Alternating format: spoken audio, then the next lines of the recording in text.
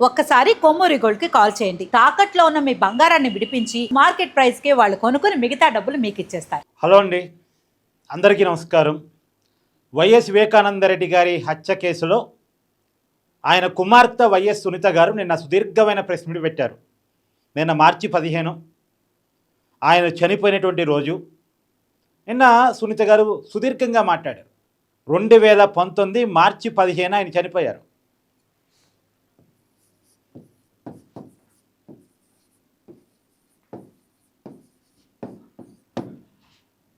2026 మార్చి 15 నిన్న ఆమె press meet పెట్టారు. అంటే గతం నుంచి ఆమె కొంత తన ఆవేదన వ్యక్తం చేస్తూ వస్తున్నారు. నిన్న మాత్రం ఒక సుదీర్ఘమైనటువంటి ఆవేదనతో కూడిన ప్రెస్ మీట్ నిర్వహించారు. చాలా అంశాలను ఆమె ప్రస్తావించారు. ఇన్నాళ్ళుగా జరుగుతున్న సిబిఐ ఎంక్వైరీలో వదిలేసినటువంటి అంశాలు, ఇక తనకు న్యాయం జరిగిద్ది అన్న నమ్మకం పోయింది అన్నట్టుగా మాట్లాడారు. కానీ ఆమె చదువుకున్న వ్యక్తి, ఒక డాక్టరు. ఆమెకు అర్థం కావాల్సిన విషయం ఏంటంటే సిబిఐ అని ఆమె నిన్న పిలిచారు, కానీ అది సిబిఐ కాదు, JBI, Jagan bureau of investigation, not central bureau of investigation. నేను చెప్తూ వస్తున్నాను కొన్నాళ్ళుగా. అది జేబిఐ, దాని అధినేత జగన్మోహన్ రెడ్డి. ఇప్పుడు సునీత గారు, మీరు అపోలో హాస్పిటల్లో డాక్టర్గా పనిచేస్తున్నారు. మీరు మీ హాస్పిటల్ మేనేజ్మెంట్కి వ్యతిరేకంగా నివేదిక ఇవ్వగలరా? మీ హాస్పిటల్లో దోపిడీ జరుగుతుందానో ఇంకోటానో ఒకవేళ నివేదిక ఇస్తే ఆ మరుక్షణం మీరు అపోలోలో ఉద్యోగిగా ఉండగలరా? అలాగే సిబిఐ కూడా వాళ్ళ అధినేత అయినటువంటి జగన్మోహన్ రెడ్డి ఎందుకు విచారిస్తారు? వాళ్ళు ఆంధ్రప్రదేశ్ వరకు వచ్చేసరికి సిబిఐకి జగన్మోహన్ రెడ్డి అధినేత. జగన్మోహన్ రెడ్డి గారి డైరెక్షన్లోనే జేబీఐ పనిచేస్తూ ఉంటుంది. మీకు తెలీదా?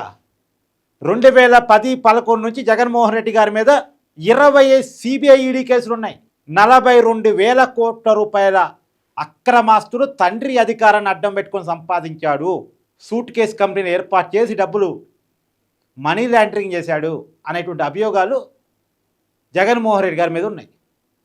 ఆ రోజుల్లో 42,000 కోట్ల రూపాయలు అంటే 42,000 కోట్లు అంటే ఈ రోజుల్లో ఎంత అండి?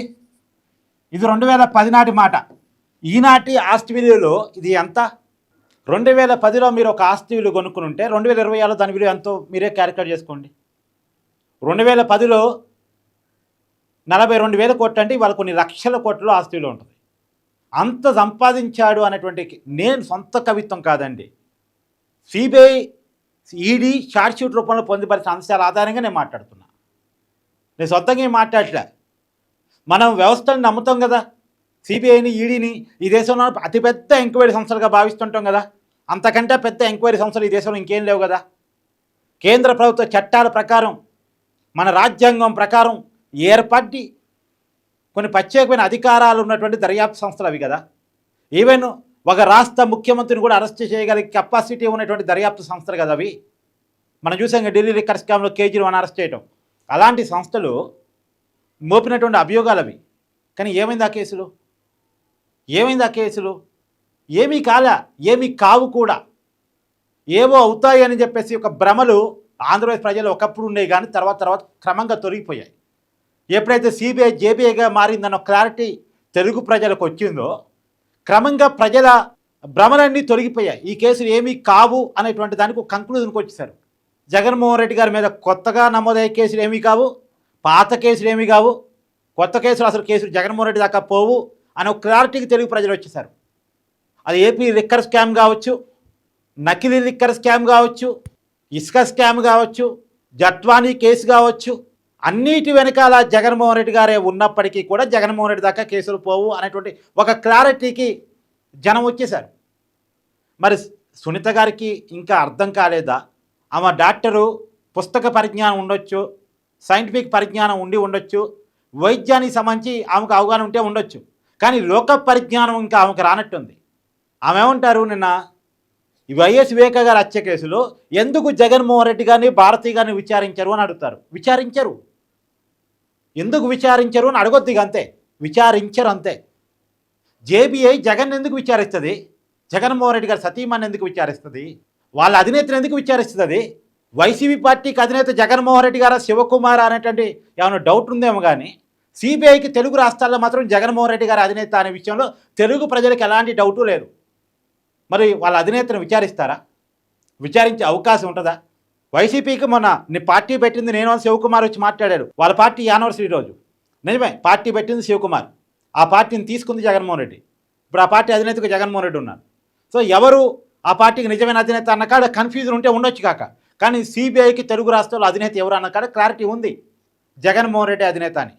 మరి జగన్మోహన్ రెడ్డి అధినేతగా ఉన్నటువంటి ఈ జేబీఐ సంస్థ, జగన్ జేబు సంస్థ జగన్మోహన్ రెడ్డి గారిని విచారిస్తుందా తల్లి? పైగా వైఎస్ వివేకానందరెడ్డి గారి కేసు తేలటం ఏమో కానీ, సునీత గారికి న్యాయం జరగటం ఏమో కానీ, అది పక్కకు పోయి ఆ కేసులో సంబంధం ఉన్నటువంటి అనుమానితులు, సాక్షులు, నిందితులు 6 చనిపోయారు. 2019 నుంచి 2026 మధ్య 7 సంవత్సరాల కాలంలో 6 మరణం అనుమానాస్పదంగా సంభవించింది. ఎలా సంభవించింది అంటానికి కరెక్ట్ అయినటువంటి ఆధారాలు ఏమీ లేవు. ఒకరిది అనారోగ్యం అంటారు, ఇంకోరిది వయసు మేరటం వల్ల అంటారు. ఏదో మొత్తానికి అనుమానాస్పదంగా 6 చనిపోయారు ఈ కేసుతో సంబంధం ఉన్నవారు. ఆ రోజు వైఎస్ వివేకానందరెడ్డి గారికి కుట్టేసిన డాక్టర్ నుంచి మొదలు పెడితే, ఆ రోజు వైఎస్ వివేకానందరెడ్డి గారికి వాచ్మెన్గా ఉన్న రంగయ్యతో మొదలు పెడితే, వైఎస్ వివేకానందరెడ్డి గారి బాడీ ఉంచిన హాస్పిటల్ అధినేతతో మొదలు పెడితే, ఆ రోజు జగన్మోహన్ రెడ్డి గారిని కారులో తీసుకున్న డ్రైవర్తో మొదలు పెడితే, మొత్తం 6 చనిపోయారు. ఎలా చనిపోయారంటే చనిపోయారు అంతే. వైఎస్ వివేక గారు ఎలా చనిపోయారో వాళ్ళు కూడా అలాగే చనిపోయారు. వైఎస్ వివేక్ గారు గుండెపోటుతో చనిపోయింటే వాళ్ళు గుండెపోటుతో చనిపోయారు. వాళ్ళు హత్యగావించబడితే వీళ్ళు కూడా అనుమానాస్పదం. ఎలా వైఎస్ వివేక గారి అనుమానాస్పదంగా ఇప్పటికీ ఉందో వాళ్ళు కూడా అనుమానాస్పదంగానే ఉన్నారు. కాదు ఇక్కడ రీపోస్ట్ మార్టం అనేది ఒకటి జరిగింది కాబట్టి, ఇది హత్య అని ఒక నిర్ధారణకు వచ్చింది కాబట్టి, అంతవరకు సిబిఐ హత్య కాదు అని చెప్పలేకపోయింది కాబట్టి, హత్య అంటే ఎవరో ఒకరు చేసినట్టు ఉన్నారు కాబట్టి కొంతమంది నిందితులను పెట్టారు. వైఎస్ అవినాష్ రెడ్డి దాకా కేసుని తీసుకెళ్ళి అక్కడి వరకు ఆపేశారు. ఇక అక్కడి నుంచి పైకి పోతే వాళ్ళు ఉద్యోగాలు ఉండవు. మరి వాళ్ళు ఉద్యోగాలు చేసుకోవాలిగా తల్లి, వాళ్ళ జీతాలు రావాలిగా, వాళ్ళ అధినేత మీద వాళ్ళు ఎంక్వైరీ చేయలేరుగా. సో ఇక వైఎస్ సునీత గారు న్యాయం నాకు జరిగిద్ది, నేను కోరుకున్నట్టు ఎంక్వైరీ జరిగిద్ది అనేటువంటి ఆలోచన నుంచి ఆమె బయటకు రావాలి, రియాలిటీలోకి రావాలి, ప్రాక్టికల్గా రావాలి. ఆమెకి ఎప్పటికీ న్యాయం జరిగే అవకాశం లేదు.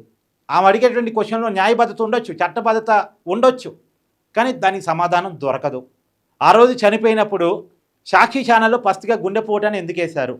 గుండెపోటు అని భారతీ గారు చైర్మన్గా ఉన్న ఛానల్కి ఎవరు చెప్పారు? వైఎస్ భారతీ గారు చైర్మన్గా ఉన్నారు, ఎవరు చెప్పారు? దీనికి ఎప్పటికీ ఆన్సర్ రాదు, ఎప్పటికీ ఆన్సర్ రాదు. నిజానికి జగన్మోహన్ రెడ్డి గారికి భారతీ గారికి తెల్లారుజామునే కాల్ వచ్చినట్టుగా అజయ్ కల్లం గారు చెప్పారు, ఐఏఎస్ అధికారి. ఆ రోజు జగన్మోహన్ రెడ్డి గారి ఇంట్లో మీటింగ్లో ఉన్నాడు. ఆయన పార్టీకి సంబంధించినటువంటి మేనిఫెస్టోను రోజు రూపొందిస్తున్నారు, ఎన్నికల దగ్గరికి వచ్చాయి కాబట్టి. ఆ రోజు ఆ మీటింగ్లో ఉన్నాడు. ఆ మీటింగ్లో ఉన్న వ్యక్తి సిబిఐకి వాంగ్మూలం ఇచ్చాడు. జగన్మోహన్ రెడ్డి గారు మా మీటింగ్లో నుంచి వెళ్ళిపోయారు, పైకి ఫోన్ కాల్ మాట్లాడొచ్చారు, ఫోన్ కాల్ మాట్లాడొచ్చి బాబాయ్ నో మోర్ అన్నారు. బాబాయ్ నో మోర్ అని జగన్మోహన్ రెడ్డి గారు చెప్పిన మరికొద్దిసేపటికి సాక్షి ఛానల్లో బ్రేకింగ్స్ పడ్డాయి, చనిపోయిన దాని మీద. మరి జగన్మోహన్ రెడ్డి గారికి నో మోర్ అని తెలిసినప్పుడు ఎలా నో మోరో కూడా తెలిసి ఉండాలిగా. మరి జగన్మోహన్ రెడ్డి గారికి భారతీ గారికి ఎలా నో మోరో తెలిసినప్పుడు గుండెపోటుతో చనిపోయారని సాక్షి ఛానల్లో వార్తలు ఎలా పడ్డాయి? నిన్న సునీత గారు ఇంకొక వ్యాలిడ్ క్వశ్చన్ కూడా అడిగారు. ఆ రోజు సాక్షి ఎడిటర్గా ఉన్నటువంటి నేమాని భాస్కర్ గారు భారతీ గారితో ఆ రోజు తెల్లారుజామున 4 సార్లు ఫోన్ కాల్ మాట్లాడినట్టుగా కూడా ఆమె కొన్ని ఆధారాలు చెప్పే ప్రయత్నం చేశారు.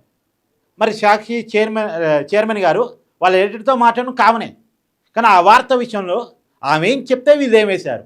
భారతీ గారు చెప్తేనే గుండెపోటు అనేసారా, లేదా నేమాని సొంతగా గుండెపోటని కావాలనేసారా? ఒకవేళ భారతీ గారే గుండెపోటని వేయండి అని వార్త చెప్పుంటే ఎందుకు ఆవిడ అలా చెప్పారు? ఈ ప్రశ్నలకి సమాధానం వస్తుంది అని సునీత గారు భావించటం ఆమె అమాయకత్వం కావచ్చు తప్ప రాదు. మీ అభిప్రాయాన్ని కూడా కామెంట్ చేయండి. Thank you.